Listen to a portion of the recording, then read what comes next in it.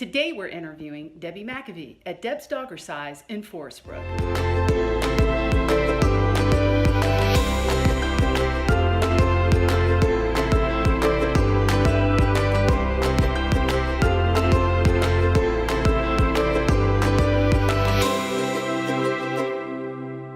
Hi, Debbie. Hi, Kristen. Welcome to Deb's Doggercise. Thanks for coming today. Thank you very much. And for you guys that don't know, Deb's Doggercise is located in the Forestbrook, Carolina Forest area, centrally located and convenient to many parts of the beach. I'm sure you have clients from all up and down. We have clients from Longs all the way down to Polly's Island. Can you tell us a little bit about what you guys do here at Deb's? Sure. We have training, boarding, daycare, and grooming services, and all of our services are 100% force-free and fear-free.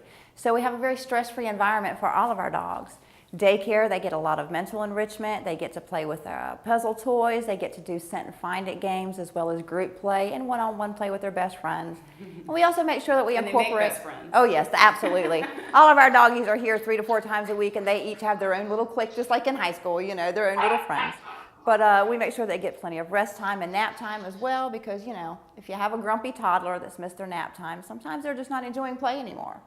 So, you know, we treat all the dogs here just like we would our own children, and we run this daycare pretty much the same way that children's daycares are run. It's a nice balance of kind of a lot of different activities throughout the day. And you also have grooming. We do. And then you have training services. Can you Yes. tell us a little bit about the training? Sure. I do basic classes from basic puppy foundation behaviors to adult foundation behaviors. I also work with a lot of reactivity issues where dogs are, you know, reactive to other dogs or reactive to people, because reactivity is fear-based. So, you know, I work with a lot of dogs that have fear issues, a lot of dogs that come from shelters and have had kind of a bad history.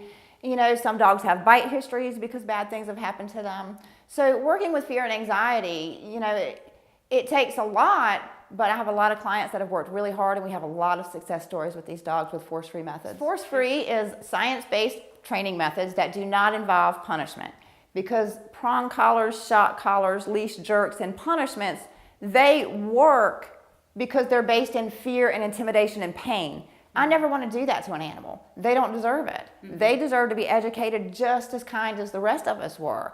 So, you know, all of our methods, again, they're science-based, they're modern, they're force-free. We use positive reinforcement to bring our dogs forward and to help educate them. We do not use any type of aversive methods. And of course, you have some dogs that have these anxiety issues and fear issues, because you also run a rescue out of Deb's Doggercise. So can you tell us a little bit about the rescue? Sure. We have Force-Free Rescue Rehabilitators, and it's housed right here inside of the daycare, and we're a 501c3 nonprofit. We've been running since about April or May of 2014, and in that amount of time, we've had just a little over 1,200 puppies. Wow. So what and we are do... they all from South Carolina? Yes. Okay. Yes, we work with shelters, a lot of different shelters and rescues here in South Carolina. There's a lot of Facebook sites where people post, you know, lost and found. So there's strays, there's owner surrenders where people just can't handle their puppies anymore or have to move, or, you know, there's a lot of reasons why. But what we do is we pick up the puppies, because puppies need us the most. Those are the ones that are the most damaged mentally and socially due to being away from their siblings or away from their mom way too young, being abandoned as strays, being dumped in noisy, crazy shelter environments. So they miss a lot of their socialization development opportunities at that time. So we take them in here, we let them work with a lot of our daycare dogs. A lot of our daycare dogs have gone through a lot of training with me, so they have teacher status. And, you know, we have certain daycare dogs that just love playing with the puppies. Yes. Little doggy teachers. It's kind of a pay it forward here, you know, it is. It's a pay it forward. Everybody helps everybody. It's all team effort here. And, you know, our adult teacher dogs love the puppies, and the puppies learn so much from them.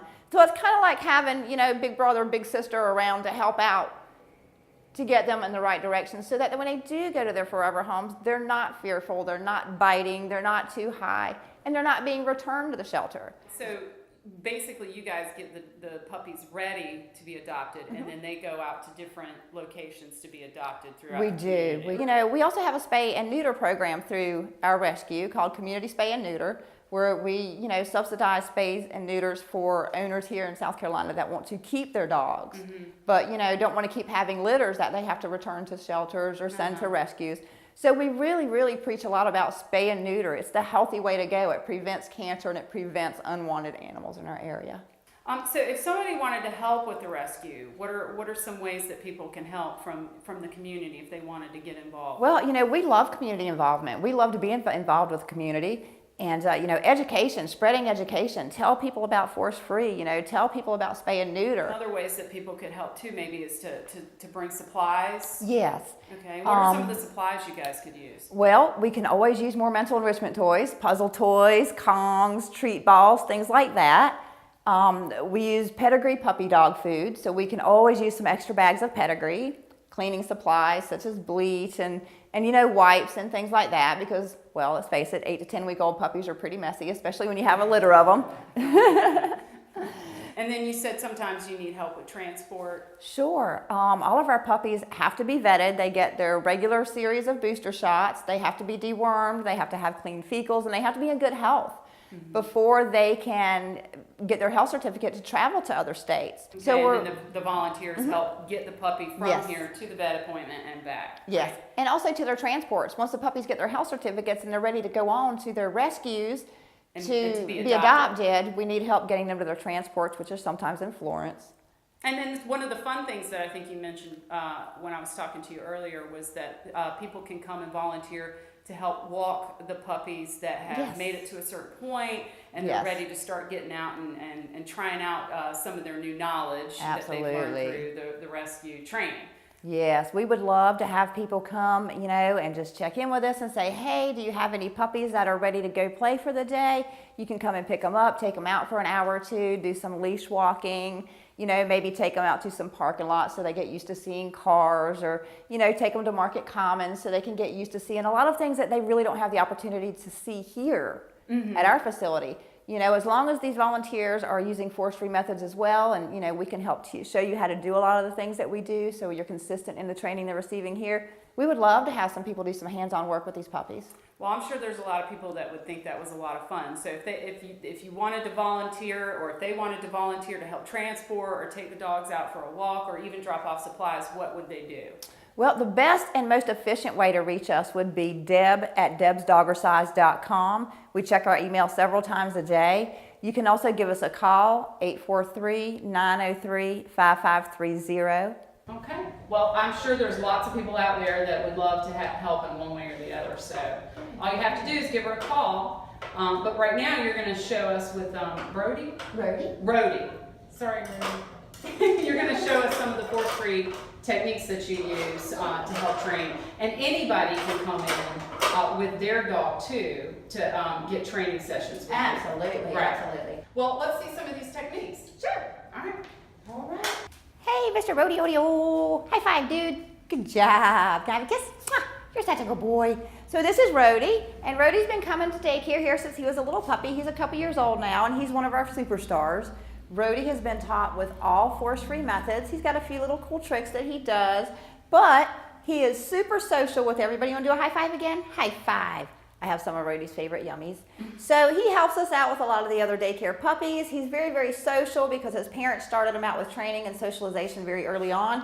And as you can see, even though he really wants what I have in my hand, he's a pretty cool little dog. Good job. So Rody's going to demonstrate with you some of the mental enrichment activities that we like to have our dogs here do, because this helps keep them more balanced. It gives them mental exercise.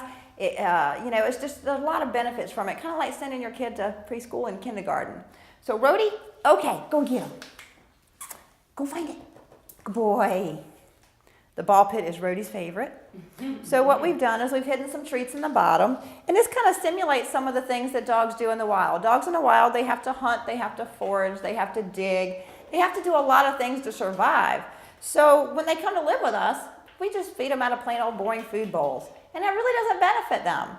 So, our motto here is ditch the bowl. Give them some things where they have to work. Nothing in life is free. Let these guys have some jobs to do, and it's going to make your life so much easier. So mental enrichment is a big part of what we do here. And as you can see, Rody is totally engulfed in that ball pit because he wants to make sure he gets all the yummies. When Rody's done doing these little puzzle toys, he's going to be so tired, he's going to be ready for a nap, and he's going to be satisfied. Rodeo, you want to come see this one? Come find him. You want to go find him? Now, would you do this if you wanted to, say you wanted to start working on teaching them to sit or certain things like that. Would you do this before a training session like that? Absolutely. And what this does is it teaches them to problem solve. It teaches them to make good decisions. It teaches them to work through things on their own, and it decreases frustration. Because if you think about it, if you hand a toddler a pencil and say draw a line without first teaching them how to hold the pencil, they're never going to get it right. So this really helps teach those preschool foundations. And so what are some of the differences between the way somebody would do some of the older, like you said, old school training methods as far as like teaching a dog to sit or something? What would be the main difference with force-free, force-free, not rescue, but training? Right. A lot of the old school techniques punishes dogs for making mistakes. Here, with the newer methods, we allow them to make mistakes because as long as they're thinking and they're trying, we can't expect them to get it right every time when they're first learning. So a mistake just means nothing happens. But if you get it right, good things are going to happen. And a lot of people, tend to mistake force-free for being all treats and you're just feeding your dog and bribing your dog all day, which is so not true. There's a lot of positive reinforcers. It could be playtime with mom, tug time with dad, I get a new treat, or somebody throws me the ball, I get a scratching or a massage, they're telling me I'm a good boy. So there's a whole lot of positive reinforcers. It's not always food. But if your dog's food motivated, you got to feed them anyway, why not? Right. Use that for positive reinforcement. Now, through repetition, he's learned a lot of his tricks, where he doesn't really need that reward anymore, but that's how he learned because enough repetitions happened where good things came of it. Well, those are some interesting tips and techniques. And again, if somebody has a dog, maybe just recently got a new puppy or what have you, give Debbie a call here at Deb's Doggercise, or if you want to volunteer for the rescue, again, give Debbie a call. She's right here at Deb's Doggercise in the Forestbrook, Carolina Forest area.